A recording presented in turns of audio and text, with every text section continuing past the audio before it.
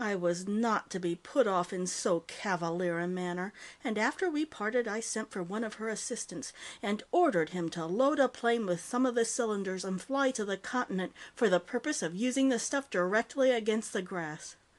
When he protested such a test would be quite useless, and he could not bring himself to such disloyalty to his chief, as he quaintly called Miss Frances, I had to threaten him with instant discharge and blacklist before he came to his senses.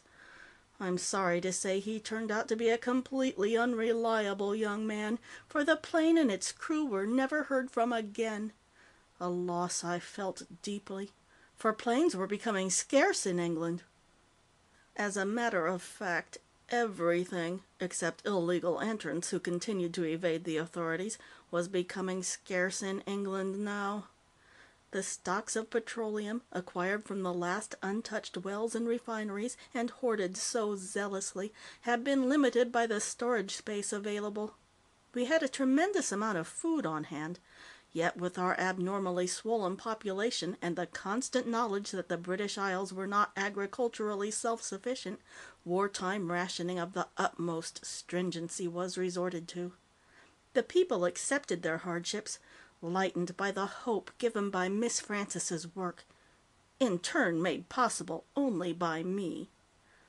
Though I chafed at her procrastination and forced myself to swallow her incivilities, I put my personal reactions aside and, with hardly an exception, turned over my entire scientific resources to Miss Frances, making all my research laboratories subordinate to her, subject only to a prudent check, exercised by a governing board of practical businessmen. The government cooperated wholeheartedly, and thousands worked night and day devising possible variants of the basic compound and means of applying it under all conditions. It was a race between the grass and the conquerors of the grass. There was no doubt as to the outcome. The only question now was how far the grass would get before it was finally stopped. The second experiment was carried out on the South Downs. The containers were the same, the ceremonious interchange repeated, only the area staked out covered about 4 times as much ground as the first. We departed as before, leaving the meadow apparently unharmed, returning to find the square dead and wasted. Once more I urged her to turn the compound directly upon the grass.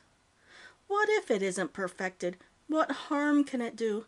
Maybe it's advanced enough to halt the grass, even if it doesn't kill it. She stabbed at her chest with a toothpick. Isn't it horrible to live in a world of intellectual sucklings? How can I explain what's going on? I have a basic compound in the same sense, let us say, that I know iodine to be a poison. Yes, that will do.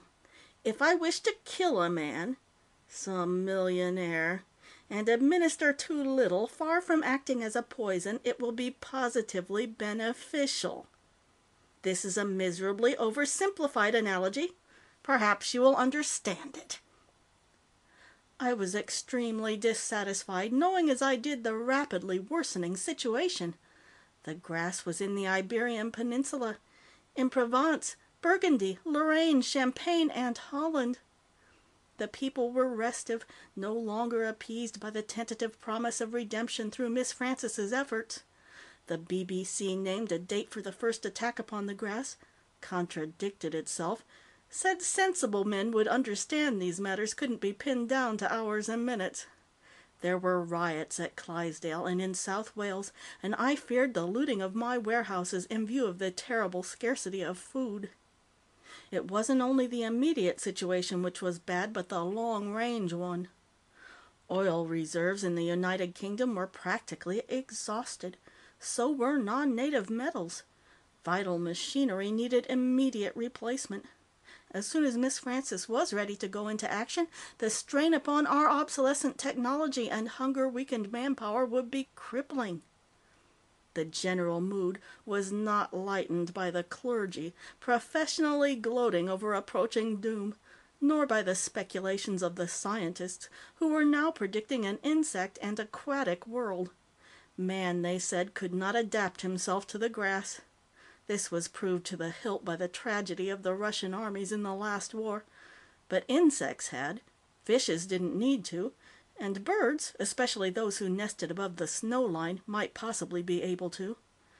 Undoubtedly, these orders could in time produce a creature equal, if not superior, to Homo sapiens, and the march of progress stood a chance to continue, after a hiatus of a few million years or so. The combination of these airy and abstract speculations, with their slowness to produce something tangible to help us at this crisis, first angered and then profoundly depressed me. I could only look upon the whole conglomeration, scientists, politicians, common man and all, as thoroughly irresponsible.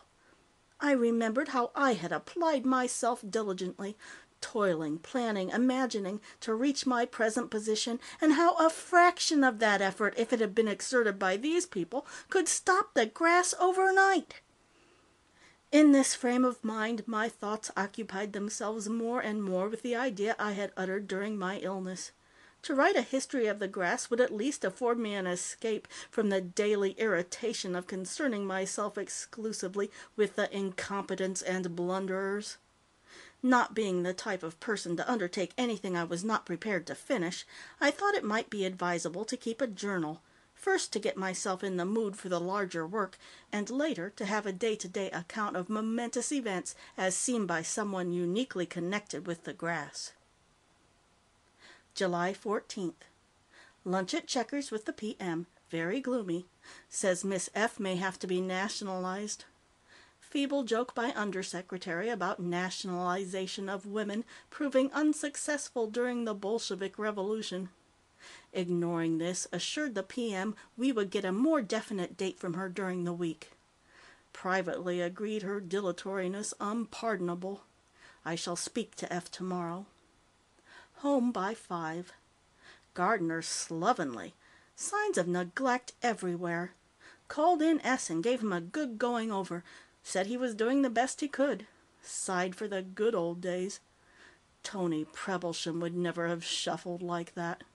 Shall I have to get a new steward? And would he be any improvement? Very bored after dinner. Almost decided to start the book. Scribbled a few paragraphs. They didn't sound too bad. Sleep on it. July 15th. BBC this morning reported grass in the Ardennes. This undoubtedly means a new influx from the continent. The Coast Guard is practically powerless, and we will be picked clean. In spite of the news, F absolutely refuses to set a definite date. Kept my temper with difficulty. Came home to be annoyed by Mrs. H telling me K, one of the housemaids, had been got into trouble by an under-gardener.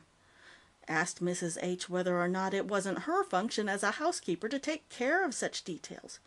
Mrs. H, very tart, said in normal times she was perfectly capable of handling the situation, but with everything going to pieces she didn't know whether to turn off K or the under-gardener, or both, or neither. I thought her attitude toward me symptomatic of the general slackness and demoralization setting in all over. Instructed her to discharge them both, and not bother me again with such trivia. Tried to phone the PM, but the line was down. Another symptom.